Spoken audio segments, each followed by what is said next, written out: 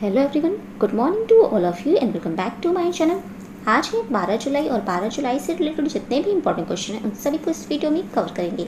यदि आपको इस वीडियो की पीडीएफ चाहिए तो आप डिस्क्रिप्शन बॉक्स से डाउनलोड कर सकते हैं। वीडियो को शुरू करने से पहले वीडियो को लाइक कर दें और जो चैनल पर नए हैं चैनल को सब्सक्राइब कर लें, बेल आइकन को प्रेस कर लें ताकि मेरे नोटिफिकेशन आप तक पहुँच सके। फर्स्ट क्वेश्चन है, पेपर बैग डे कब मनाया जाता है? आंसर है ऑप्शन डी, 12 जुलाई को, यानी आज के दिन ही पेपर डे मनाया जाता है। इस दिन को मनाने का उद्देश्य प्लास्टिक कचरे को कम करने में मदद करने के लिए प्लास्टिक के बजाय पेपर बैग का उपयोग करने के बारे में जागरूकता फैलाना है।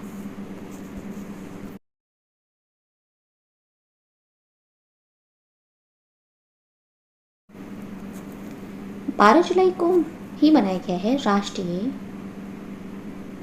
सादगी दिवस और 12 जुलाई को ही मनाया गया है विश्व मलाला दिवस। बाकी ऑप्शंस को देखिए तो 7 जुलाई को मनाया गया है वर्ल्ड चॉकलेट डे, 10 जुलाई को मनाया गया है नेशनल फिश फार्मर डे, राष्ट्रीय मत्स्य किसान दिवस। ये अभी हाल ही में 21वां राष्ट्रीय मत्स्य किसान दिवस मनाया गया है और ये मनाया गया है मणिपुर में। 11 जुलाई को मनाया गया है वर्ल्ड पॉपुलेशन डे, विश्व जनसंख्या दिवस। इसकी थीम है इस बार की अधिकार और विकल्प उत्तर है, चाहे बेबी बूम हो या बर्स्ट, प्रजनन दर में बदलाव का समाधान, सभी लोगों के प्रजनन स्वास्थ्य और अधिकारों को प्राथमिकता देना है।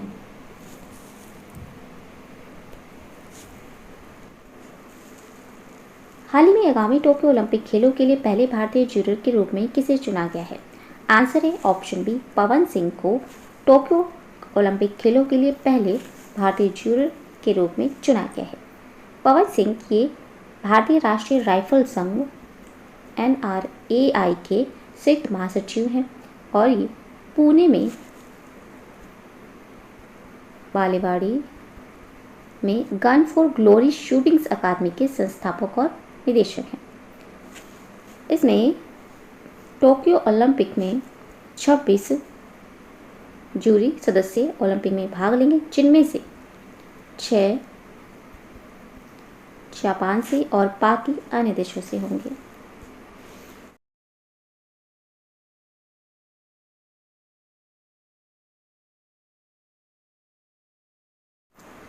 नेक्स्ट क्वेश्चन है, हाल ही में 9 जुलाई 2021 को सिटी लाइवलीहुड सेंटर्स जम्मू को किसने लॉन्च किया है? आंसर है ऑप्शन सी, मनोज सिन्हा, जो कि जम्मू कश्मीर उपराज्यपाल हैं। इन्होंने 9 जुलाई 2021 को सिटी लाइवलीहुड जम्मू को लॉन्च किया है। इन्होंने जम्मू के कोट बलवाल में 80 करोड़ रुपए की इंटीग्रेटेड सॉलिड वेस्ट मैनेजमेंट सुविधा की नींव रखी। ये जम्मू और कश्मीर के शहरों को समाज के वंचित वर्गों के लिए अधिक रहने योग्य, संरक्षित और सहायक बनाएगा।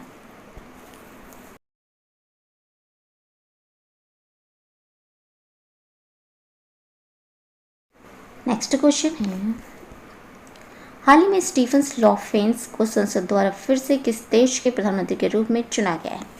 आंसर है ऑप्शन बी, स्वीडन देश के सोशल डेमोक्रेटिक नेता हैं ये स्टीफन लॉफेंस। इन्हें संसद द्वारा फिर से प्रधानमंत्री के रूप में चुना गया है।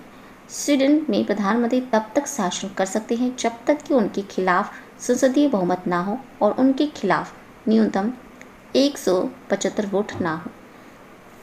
ये स्टीफन लॉफेंस ने 2018 के चुनाव के बाद से अल्पसंख्यक कैबिनेट का नेतृत्व किया है, जिसने लगभग समान रूप से विभाजित संसद बनाई और स्वीडन डेमोक्रेट्स के लिए बड़ा लाभ हुआ।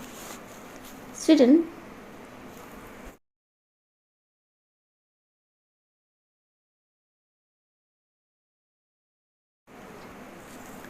ये है स्वीडन देश और स्वीडन देश की राजधानी है स्टॉकहोल्म और यहाँ की मुद्रा है स्वीडिश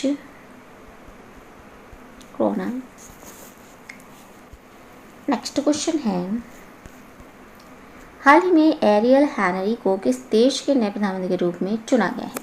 आंसर है ऑप्शन सी, हैती देश के प्रधानमंत्री के रूप में चुना गया है एरियल हैनरी को। हैती देश की राजधानी है पोर्ट ऑ प्रिंस और यहाँ की मुद्रा है हैतियन गॉर्डे। यहाँ के राष्ट्रपति हैं जोवेनेल मोइज। नेक्स्ट क्वेश्चन है, हाल ही में लॉन्च पुस्तक एक्स के लेखक कौन है? आंसर है ऑप्शन सी ए और बी दोनों। ए आर्थी मुंथाना। हाल ही में लॉन्च पुस्तक एक्स के लेखक कौन है? आंसर है ऑप्शन सी ए और बी दोनों। ए अर्थी मुथना और ममता नैनी, ये दोनों एक पुस्तक के लेखक हैं। नेक्स्ट क्वेश्चन है,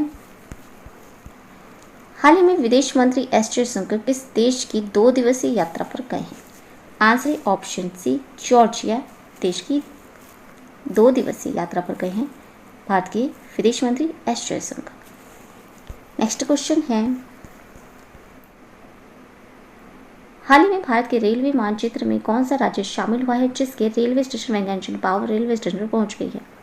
आंसर है ऑप्शन डी मणिपुर राज्य शामिल हुआ है।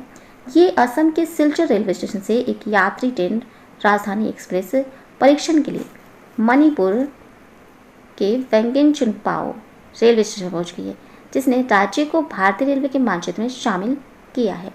ट्रेन ने 2 पूर्वोत्तर स्टेशनों के बीच 11 किलोमीटर की दूरी तय की है, जिसमें रेलवे अधिकारी सवार थे। वैंगनचन पावर से इम्फाल तक रेलवे लाइन का भी निर्माण हो रहा है और ये एक बार पूरा होने के बाद इम्फाल के पास का सबसे लंबी रेलवे सुरंग होगी। ये है मणिपुर राज्य और मणिपुर राज्य की राजधानी है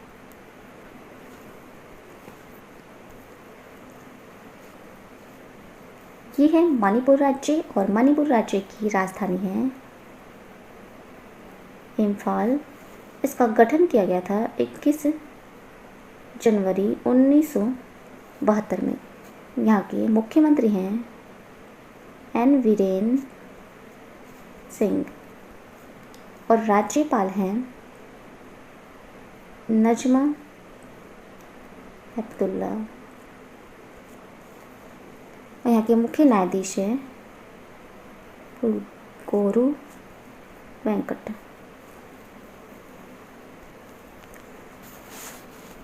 मणिपुर का लोक नृत्य है डोल चोलम, थांगटा, लाई, हाराओपा यहाँ का प्रमुख लोक नृत्य है। और यहाँ की प्रमुख नदियाँ हैं बराक नदी, इम्फाल और ईरल नदी। मणिपुर राज्य के पड़ोसी राज्य हैं, ये है नागालैंड, असम और मिजोरम, इसके पड़ोसी राज्य हैं और पूर्व में इसकी सीमा म्यांमार देश से लगती है। यहाँ का राष्ट्रीय उद्यान है सिरोही राष्ट्रीय उद्यान, कैबुल लामजाओ राष्ट्रीय उद्यान और दर्रे हैं यहाँ के तुजू दर्रा, झील है यहाँ की लोकटक झील, ये मणिपुर राज्य में स्थित है और ये झील विश्व की एकमात्र झील है जो तैरती झील के नाम से प्रसिद्ध है, लोकटक झील।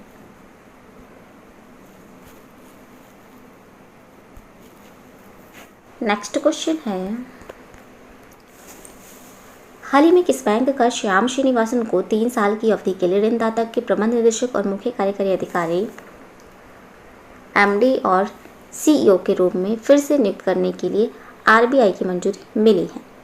आंसर है ऑप्शन डी फेडरल बैंक के श्याम श्रीनिवासन को 3 साल की अवधि के लिए ऋणदाता के प्रबंध निदेशक और मुख्य कार्यकारी अधिकारी एमडी और सीईओ के रूप में फिर से नियुक्त करने के लिए आरबीआई से मंजूरी मिली है। इनकी पूर्ण नियुक्ति 23 सितंबर 2021 से 22 सितंबर 2024 तक प्रभावी होगी। श्याम श्रीनिवासन ने 2010 में फेडरल बैंक के एमडी और सीईओ के रूप में पदभार संभाला है, तब से वह इस पद पर बने हुए हैं।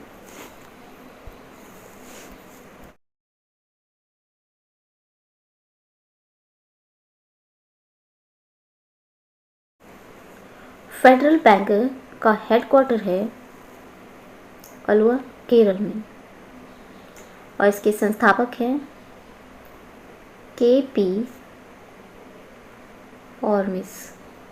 स्थापना हुई थी फेडरल बैंक की 23 अप्रैल 1931 में। नेक्स्ट क्वेश्चन है, हाल ही में किस राज्य में राष्ट्रीय मानसिक स्वास्थ्य एवं अनुसंधान संस्थान स्थापित किया गया है? आंसर है ऑप्शन बी, मध्य प्रदेश राज्य में राष्ट्रीय मानसिक स्वास्थ्य एवं अनुसंधान संस्थान स्थापित किया गया है, और ये किया गया है मध्य प्रदेश के सीहोर में। नेक्स्ट क्वेश्चन है, हाल ही में लॉन्च पुस्तक द प्रेगनेंसी बाइबल्स की लेखक कौन है? आंसर है option B, Kareena Kapoor the pregnancy bibles पुस्तक की लेखक है। नेक्स्ट क्वेश्चन है,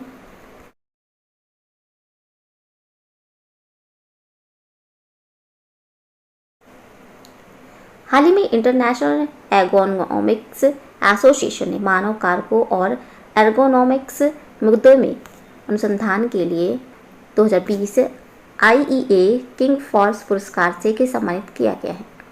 आंसर है ऑप्शन सी, विभा भाटिया को इंटरनेशनल एर्गोनॉमिक्स एसोसिएशन ने मानव कारकों और एर्गोनॉमिक्स मुद्दे में अनुसंधान के लिए 2020 आईईए किंग फॉर्स पुरस्कार से सम्मानित किया है।